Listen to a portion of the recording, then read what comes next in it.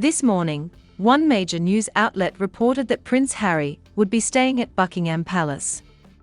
By the afternoon, Buckingham Palace had publicly rejected that account. In the space of just a few hours, one of the biggest royal stories of the day had completely unraveled. But the real story isn't simply that the accommodation didn't happen. It's how the situation unfolded, and what the timeline may reveal. Before we break everything down, there are two key details to keep in mind.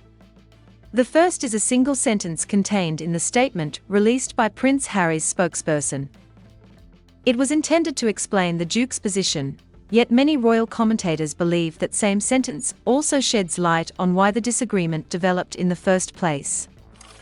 The second is the timing. A High Court ruling in Prince Harry's long-running legal case against the publisher of the Daily Mail was scheduled for the following day. Because of that, some royal observers questioned whether the legal calendar had become intertwined with the accommodation dispute. Now let's walk through the events step by step. According to reports citing palace sources, an offer had been made for Prince Harry to stay at Buckingham Palace during his visit. Palace officials reportedly required a response by Friday so that staffing, security, and logistical arrangements could be finalized in advance. According to those same reports, Friday passed without a confirmed acceptance. This is where the two public versions begin to differ. The palace's reported account is that Prince Harry later declined the offer before attempting to reverse that decision after the deadline had already passed. Palace officials reportedly concluded that the necessary arrangements had already been stood down and that the accommodation could no longer be provided. Prince Harry's representatives offered a different explanation. In their official statement, they said the Duke spent the week arranging alternative security following earlier developments surrounding his protection arrangements. According to the statement, once those plans were finalized, he formally accepted the accommodation offer over the weekend. That phrase, "over the weekend," quickly became the focus of attention. Royal commentators noted that if the reported Friday deadline was accurate, then an acceptance made later in the weekend would naturally fall after the original timetable. Supporters of the palace viewed that as supporting the palace's explanation, while supporters of Harry argued that the circumstances were more complicated than a simple missed deadline. The story became even more dramatic on Monday morning when reports emerged suggesting the accommodation had been confirmed. Several outlets reported that Prince Harry would indeed stay at Buckingham Palace during his visit, presenting the development as a significant reconciliation between father and son. Only a few hours later, however, palace officials publicly disputed those reports. The rapid reversal transformed what had appeared to be a positive royal update into yet another public disagreement over competing versions of events. Later that day, Prince Harry's spokesperson released a strongly worded statement expressing disappointment. The statement argued that the accommodation offer had been withdrawn after it had already been accepted and noted that Buckingham Palace had long been aware of the timing of Harry's upcoming court appearance. That statement immediately became the center of the debate. Some royal commentators argued that its own timeline appeared to acknowledge that the formal acceptance came after the reported Friday deadline. Others maintained that the palace could still have honored the arrangement despite the delay.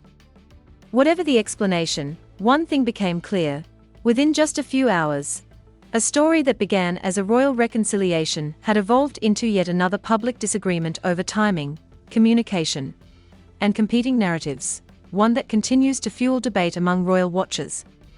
But there's another layer to this story that deserves just as much attention. Focusing only on the reported deadline misses the larger constitutional question that many royal commentators have been discussing. Both sides, despite disagreeing over the details, appear to acknowledge one important fact: the timing of Prince Harry's High Court case was part of the conversation. Harry's spokesperson specifically referenced the upcoming judgment, while palace reporting has largely focused on the accommodation timeline itself. Taken together, those two facts paint a more complete picture. The reported deadline helps explain why palace officials believed they could no longer accommodate the request. At the same time, the approaching court ruling may help explain why Buckingham Palace would have been especially cautious about the appearance of hosting Prince Harry during such a significant legal moment. It's worth remembering why. The British monarch occupies a constitutionally neutral role. By long-standing convention, the sovereign is expected to remain above political disputes and legal conflicts. That principle exists not only in practice, but also in public perception. Now consider the timing. Prince Harry's legal action against the publisher of the Daily Mail had been ongoing for years, and the High Court judgment represented a major milestone in one of the most closely watched media cases in recent memory. Had Harry been staying at Buckingham Palace while that judgment was delivered, some observers believe it could have created difficult optics regardless of the outcome. If the court ruled in his favour, photographs or statements issued from Buckingham Palace might have prompted questions about the appearance of royal endorsement, even though the king plays no role in judicial decisions. If the ruling went against Harry, the palace could have found itself connected to an active legal dispute simply because of where he happened to be staying. That doesn't necessarily mean the accommodation decision was made because of the court case. Palace officials have publicly emphasized the scheduling issue. But constitutional experts have noted that the legal calendar almost certainly added another level of sensitivity. Some royal commentators have challenged that reasoning altogether. They argue that Prince Harry is still the king's son, and that spending the night at Buckingham Palace should not automatically be viewed as a constitutional issue simply because a court ruling happened to fall during the same visit. Others disagree. They point out that this case wasn't an ordinary private dispute, but part of Prince Harry's broader legal campaign involving sections of the British press. Given the scale of public attention surrounding the litigation, they argue the palace had every reason to avoid even the appearance of becoming connected to the proceedings. Whether one agrees with that interpretation or not, one thing is difficult to ignore. This entire situation may have unfolded very differently had it remained private from the beginning. Instead, competing briefings, conflicting reports, and public statements transformed what could have been a routine accommodation discussion into another headline dominating the royal news cycle. The result wasn't simply confusion about where Prince Harry would stay. It became another example of how rapidly competing narratives can shape public perception before all of the facts are fully understood. By the time the competing briefings reached the media, the story had already become larger than a simple question of accommodation. It became a lesson in how modern royal reporting works, and why following only one source rarely tells the full story. One briefing emphasized the reported deadline. The other emphasized the court ruling and the communication that followed. Neither version necessarily captured every relevant detail on its own. For journalists covering the royal family, that creates a difficult challenge. Royal reporting often relies on information coming from different camps, each presenting events from its own perspective. As a result, experienced correspondents increasingly compare multiple accounts before treating any development as settled. Looking back over recent weeks, some royal commentators have pointed out a recurring pattern.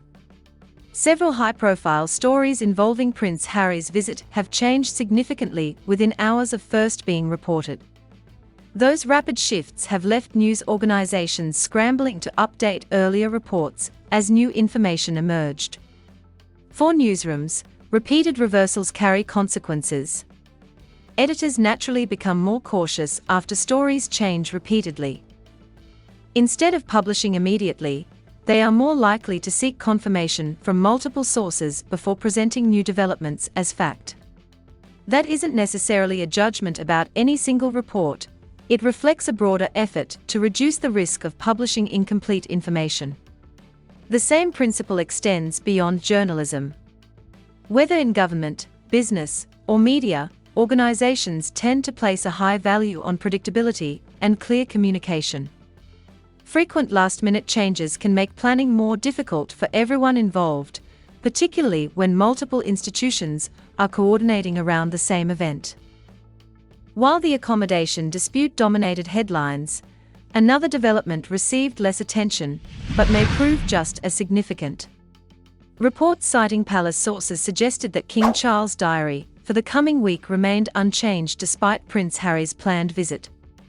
According to those reports, the King's schedule included a full program of official engagements and previously arranged private commitments, leaving little room for additional meetings. Palace sources were also quoted as describing the ongoing discussions surrounding the visit as tiresome, suggesting growing frustration over repeated uncertainty and last-minute changes. Whether that characterization reflects the views of senior officials more broadly is impossible to know, but the language itself attracted considerable attention among royal observers. Of course, royal diaries are never entirely fixed. If the king wished to arrange a private meeting with his son, there is little doubt that such a conversation could be scheduled discreetly. Family discussions are rarely announced in advance, and many remain entirely private. Even so, the public messaging from both sides suggested that expectations of a reunion had become increasingly uncertain. Meanwhile, reports drawing on sources close to Prince Harry described a different picture altogether. According to those accounts, the Duke had hoped the visit might include members of his family, but ongoing questions surrounding security arrangements and travel planning complicated those hopes. Those same reports also indicated that Harry had been reviewing several travel options with his private security advisors, including the practical and financial implications of each plan. Given the substantial costs associated with private protection, it's unsurprising that security planning would form a significant part of the decision-making process. Taken together, these competing accounts illustrate just how complex the situation had become. What began as a straightforward question about where Prince Harry would stay ultimately evolved into a much larger story involving scheduling, security, legal proceedings, media reporting, and the continuing challenges of balancing private family relationships with public constitutional responsibilities. Harry has recently traveled to places with well-documented security challenges, including a visit to an active war zone, as well as trips to Colombia and Nigeria, all while relying on privately arranged protection. He has also traveled throughout Mexico and across much of the United States without similar public disputes. That pattern has remained remarkably consistent over the past 6 years.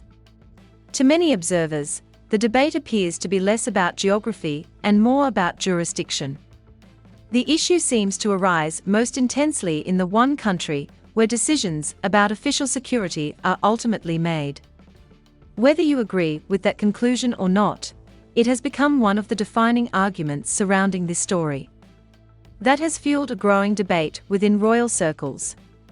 One side argues that enough is enough.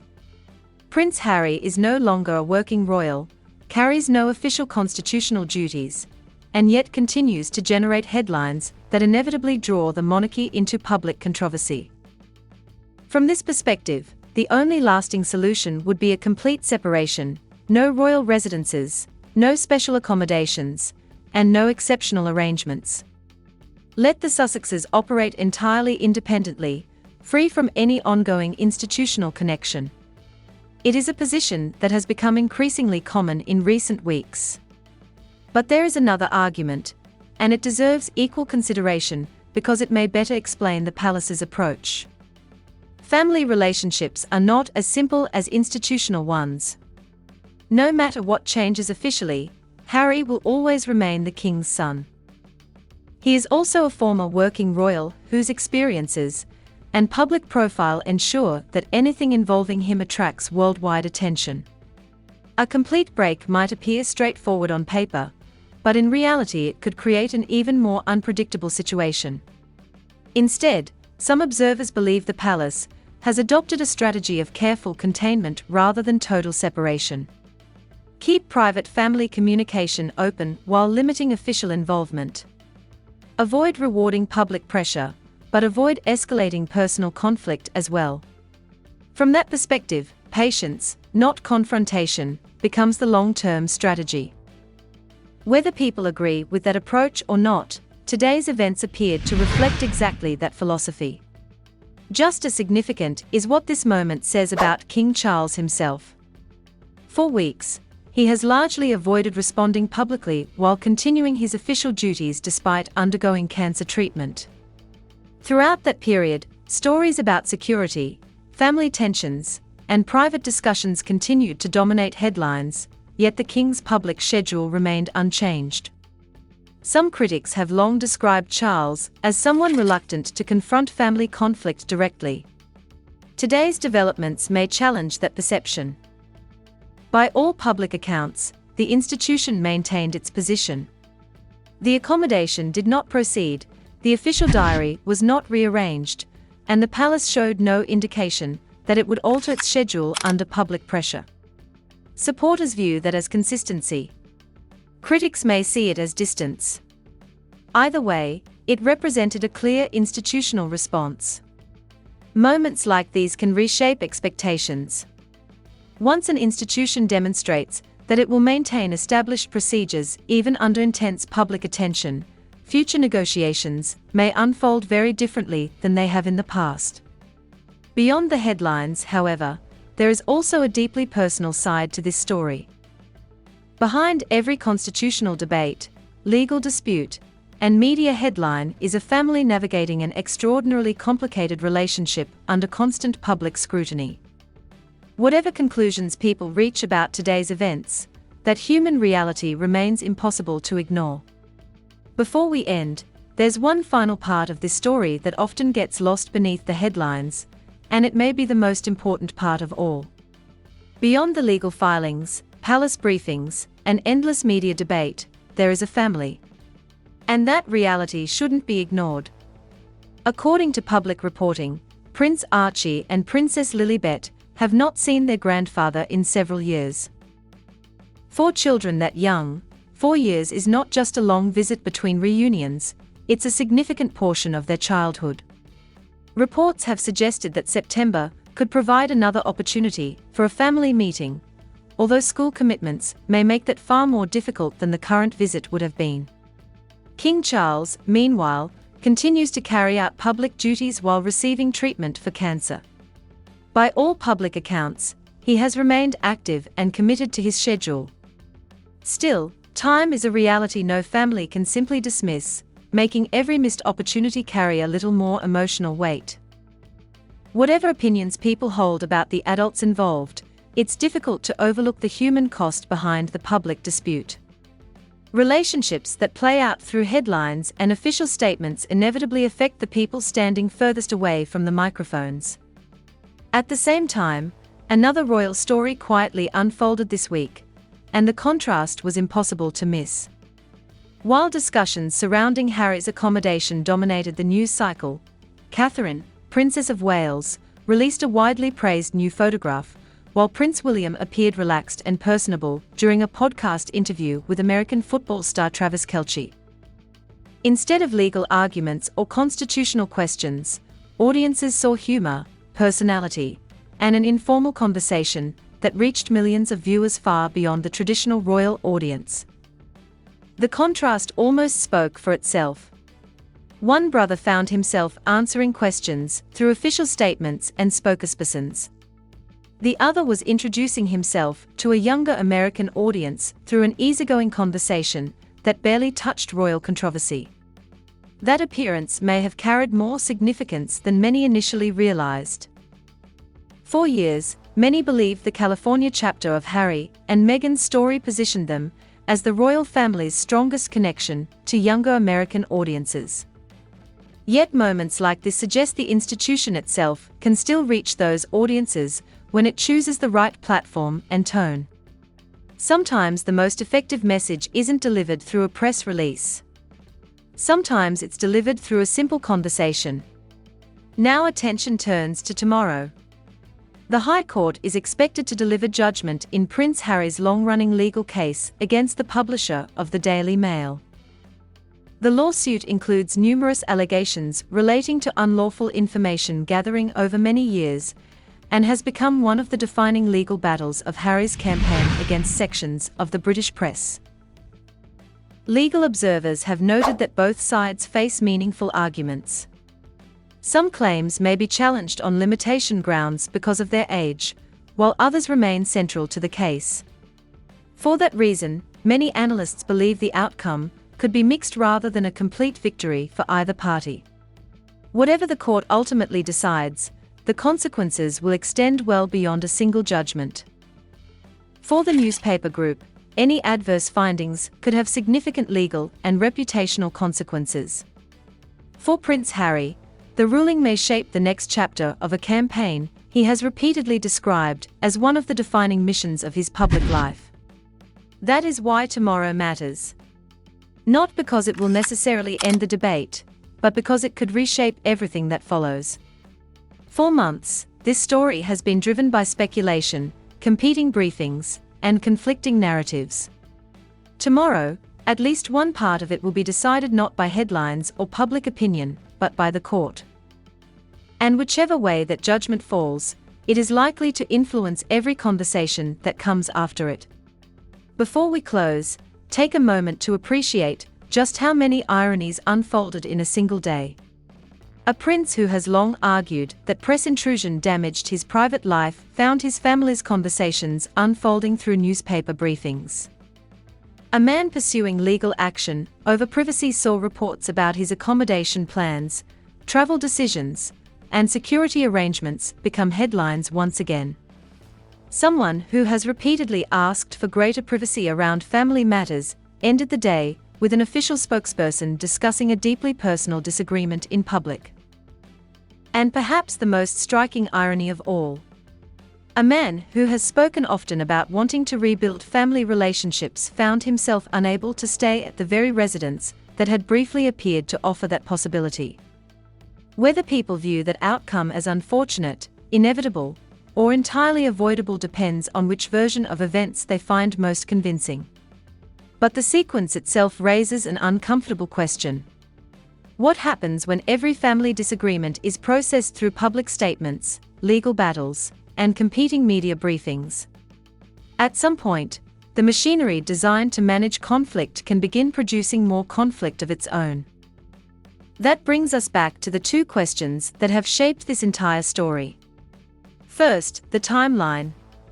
Harry's spokesperson stated that alternative arrangements were being made during the week, and that the palace accommodation was formally accepted over the weekend. Palace sources, meanwhile, maintained that the deadline had already passed before that acceptance arrived. Those competing accounts remain central to understanding why the proposed stay ultimately did not happen. Second, the clock. Tomorrow afternoon, the High Court is scheduled to deliver judgment in Prince Harry's long-running legal case against the publisher of the Daily Mail. Whatever the outcome, it arrives at exactly the moment this family dispute has dominated headlines. Many constitutional commentators have argued that this timing placed the palace in an exceptionally delicate position. From that perspective, hosting one of the parties involved in such a high-profile legal dispute immediately before judgment could create difficult public optics for an institution expected to remain politically and constitutionally neutral. Whether or not that consideration ultimately influenced events, it became part of the public conversation surrounding the decision. Stepping back, one broader pattern becomes clear. Over the past several years, many of the biggest moments in this ongoing story have unfolded through competing narratives, official statements, legal filings, and media briefings. Each new development has added another layer rather than bringing the dispute closer to resolution. And that may be the real takeaway from this week. Not simply whether a room at Buckingham Palace was available. Not simply whether a deadline was missed. But how a family disagreement has repeatedly become a public event before it ever has the chance to become a private conversation. Now all attention shifts to tomorrow. The court's decision could reshape not only Harry's legal campaign against parts of the British press, but also the wider public discussion surrounding his relationship with the royal family. Whatever the judges decide, it will almost certainly become one of the defining royal stories of the year. And once that judgment is delivered, the next chapter of this extraordinary saga begins.